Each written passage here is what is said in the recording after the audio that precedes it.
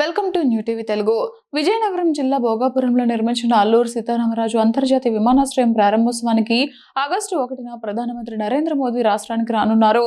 ఈ నేపథ్యంలో ప్రధాని పర్యటనను విజయవంతం చేసేందుకు ఎలాంటి లోటుపాట్లు లేకుండా పకడ్బందీ ఏర్పాట్లు చేయాలని అధికారులను మంత్రుల బృందం ఆదేశించింది. మంత్రి నారా లోకేష్ అధ్యక్షతన ఉండవల్లిలో ఈ ఉన్నత స్థాయి సమీక్ష సమావేశం జరిగింది. ప్రధాని పర్యటన ఏర్పాట్లపై మంత్రుల సంఘం ఉండవల్లిలోని నివాసంలో అధికారులతో సమీక్షించింది. ఈ సందర్భంగా విమానాశ్రయ ప్రారంభోత్సవ కార్యక్రమం కోసం తీసుకుంటున్న చర్యలను అధికారులు పవర్ పాయింట్ ప్రెజెంటేషన్ ద్వారా వివరించారు. బహిరంగ సభ ప్రాంగణం, వేదిక నిర్మాణం, భద్రతాపరమైన అంశాలు, గ్యాలరీలు, గ్రీన్ రూమ్స్, జన సమీకరణ, పార్కింగ్, రవాణా, తాగునీరు, పారిశుద్ధ్యం వంటి ఏర్పాట్లపై వారు మంత్రులకు తెలిపారు. అధికారుల వివరణ అనంతరం మంత్రుల సంఘం పలు కీలక సూచనలు చేసింది.